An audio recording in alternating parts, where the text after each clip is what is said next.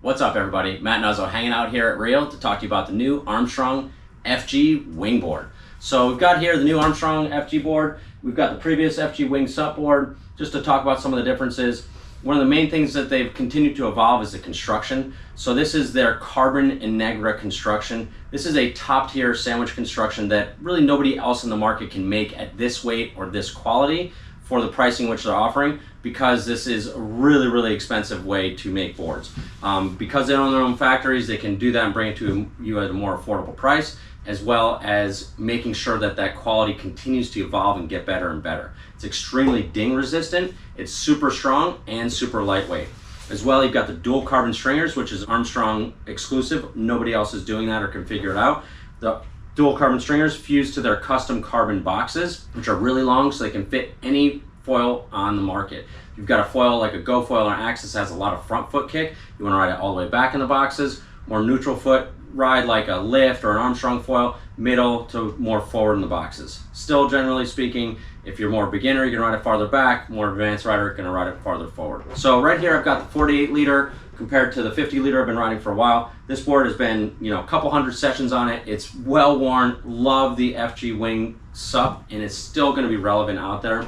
What they've done with the FG wing, this new board, is they've taken some of the technology and made it dedicated to winging. They've taken that technology from what they found with the downwind board, which was like narrow and just like a missile through the water for light wind winging, and said, hey, let's try some of this stuff and put it into the wing board and see how this actually translates. So what you're getting here, we've got an 80 liter here, 48 in the existing 50 liter board here.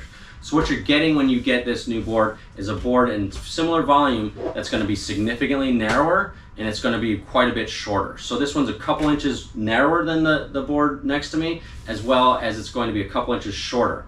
On water, I thought, hey, narrow is going to be a lot tippier, and less length is going to be a lot less 4F stability. But volume per volume, I actually found on water these are as stable, if not a touch more stable, depending on the size of what you're riding, than the previous wing sub board. So it's like, wow, this thing is just as stable, being quite a bit narrower. A lot of it has to do with with the volume distribution, as well as what they did with the bottom. So Armstrong was the first board to use that flat off the tail design, because they found that just like the America's Cup boats, it just greases off the water. Any big chine on the tail, what it was doing is creating a lot of drag. And so what they've done is they've taken that design, they've smoothed out some of the concaves here, they've changed the chine angle quite a bit. So you can take a look at the bottom here of this board here, you've got quite a bit more concave in the front. There's the flatter section starts a little bit farther forward here.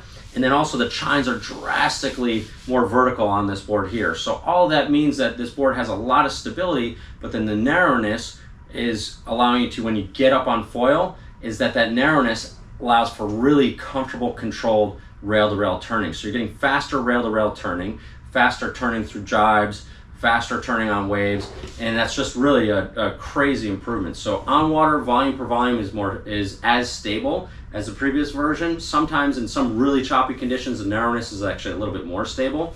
Then when you're flying on foil, what you're finding is way more control and performance per size volume. So if you were comfortable, like I like the 50 liter size, I don't necessarily need to go to the 40, even though it's really fun and sporty, but I like the 50 liter size because I can use it in a huge range of conditions. Now I'm just getting way more performance and control. I found that going to this board in my first few sessions, I started doing things that I couldn't previously do, which was like, well, like pretty awesome advancement in the board.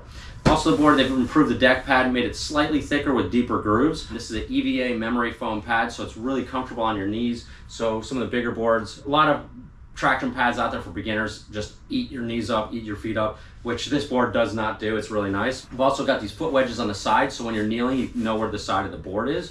And then on the back here, you have the centering bumps here, so you know where your foot is at all times. As well, you're not going to get pushed off on the side. I do ride my own foot straps. It gives you the option for center straps, moving the side foot strap off to the side, which I like. The offset foot strap just gets your center line, gets your foot over the center line a little bit better. You can do Y straps or cross offset strap there as well.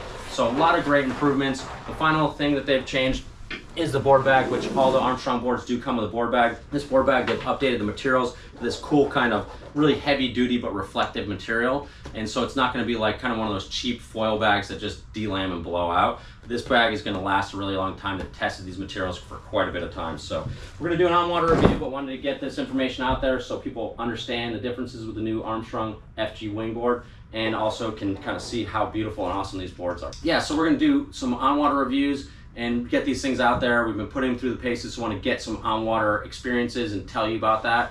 And if you want more information about the Wing FG board, give us a call at the shop, 252-987-6000, or reach out online, realwatersports.com. See you guys on the water for the next session.